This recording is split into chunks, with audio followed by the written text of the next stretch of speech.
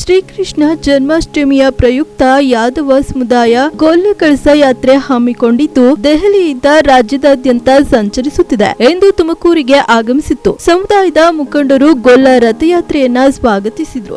August 16ರಂದು Krishna Janmashtami ಹಿನ್ನೆಲೆಯಲ್ಲಿ ಅಖಿಲ ಭಾರತ ಯಾದವ ಮಹಾಸಭಾ ನವದೆಹಲಿ, ಕರ್ನಾಟಕ ರಾಜ್ಯ ಯಾದವ ಸಂಘ ಬೆಂಗಳೂರು ಇವರ ಸಂಯುಕ್ತಾಶ್ರಯದಲ್ಲಿ ಆಗಸ್ಟ್ 4ರಿಂದ 10ರವರೆಗೆ ದೆಹಲಿಯಿಂದ ಯಾದವ ಕಳಸ ಯಾತ್ರೆ ರಾಜ್ಯದಾದ್ಯಂತ ಸಂಚರಿಸುತ್ತಿದ್ದು ಇಂದು ತುಮಕೂರಿಗೆ ಆಗಮಿಸಿತ್ತು. ತುಮಕೂರಿಗೆ ಆಗಮಿಸಿದ ಗೊಲ್ಲ ಕಳಸ ಯಾತ್ರೆಯನ್ನ ಎಂಎಲ್ಸಿ ಟಿಡಿ ಶ್ರೀನಿವಾಸ್ ಸೇರಿದಂತೆ ಯಾದವ ಸಮಾಜದ ಮುಖಂಡರು ಬಡ್ಡಿಹಳ್ಳಿ ಶ್ರೀಕೃಷ್ಣ ದೇವರಾಯ ದೇವಸ್ಥಾನದ ಆವರಣದಲ್ಲಿ ಸ್ವಾಗತಿಸಿ ಕಳಸಕ್ಕೆ ವಿಶೇಷ ಪೂಜೆ ಸಲ್ಲಿಸಿದ್ರು. ಈ ಸಂದರ್ಭದಲ್ಲಿ ಉಪ್ಪಾರ ಸಮುದಾಯದ ಮುಖಂಡರು, ಶಿಕ್ಷಕರಿಂದ ಬಡ್ಡಿಹಳ್ಳಿ ಗ್ರಾಮಸ್ಥರು, ಯಾದವ ಸಮುದಾಯದ ಮುಖಂಡರು ಕರಿಯಣ್ಣ, ಕಿರಣ್ ಕುಮಾರ್ ಯಾದವ್ ಹಾಗೂ ನಮ್ಮ ಕರ್ನಾಟಕ ವಾಹಿನಿಯ ಸಿಇಒ ಪವನ್ ಮತ್ತು ನಮ್ಮ ಕರ್ನಾಟಕ ವಾಹಿನಿ ಮ್ಯಾನೇಜಿಂಗ್ ಡೈರೆಕ್ಟರ್ ಎಂಡಿ ಸತೀಶ್ ಉಪಸ್ಥಿತರಿದ್ದರು.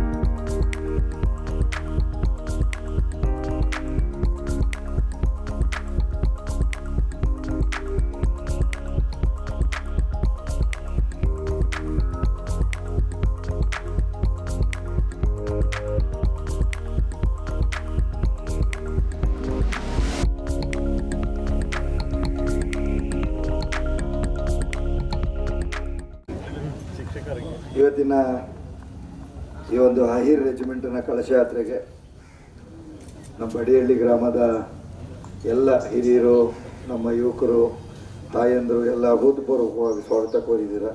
ಮೊದಲು ನಿಮಗೆ ಧನ್ಯವಾದಗಳನ್ನು ಹೇಳ್ತಾ, ವೇದಿಕೆಯಲ್ಲಿರ್ತಕ್ಕಂಥ ನಮ್ಮ ಜಿಲ್ಲಾಧ್ಯಕ್ಷರಂತ ಚಂದ್ರಶೇಖರ್ ಗೌಡ್ರೆ, ಕರಿಯಣ್ಣವರೇ ಮತ್ತು ಕಿರಣ್ ಕುಮಾರ್ ಯಾದವ್ ಅವರು, ಇದರ ಸಹ ಸಂಚಾಲಕರು 117 ದಿವಸ ಇವತ್ತು ರಥದಲ್ಲೇ ಇದ್ದಾರೆ ಅವರು, ಮತ್ತು ಉಮಾಶಂಕರ್ ಅವರು, ಜೊತೆಯಲ್ಲೇ ನಮ್ಮ ಉಪ್ಪಾರ ಸಮಾಜದ ಶ್ರೀನಿವಾಸ್ ಅವರು, ನನ್ನ ಶಿಕ್ಷಕ ಬಂಧುಗಳು, ಏನು ನಮ್ಮ ರೆಪ್ರೆಸೆಂಟೇಟಿವ್ ಬಂದಿದ್ದಾನೆ ಅಂತೇಳಿ ಬಂದಿದ್ದಾರೆ ಈ ಉಮಾಪ್ರಗತಿ ಶಾಲೆಯಿಂದ. ಎಲ್ಲ ಖಂಡಿತ ಬಂಧುಗಳೇ,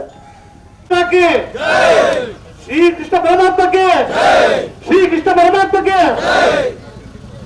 ಭಾರತ ಖಂಡದಲ್ಲಿ ಅತ್ಯಂತ ಇತಿಹಾಸವನ್ನು ನಿರ್ಮಿಸತಕ್ಕಂಥ ಕಾರ್ಯವನ್ನು ಮಾಡಿರ್ತಕ್ಕಂಥ ನಮ್ಮ ನೆಚ್ಚಿನ ನಾಯಕರು ಹಾಗೂ ಜನಾಂಗದ ಏಳಿಗೆಗೆ ಸದಾ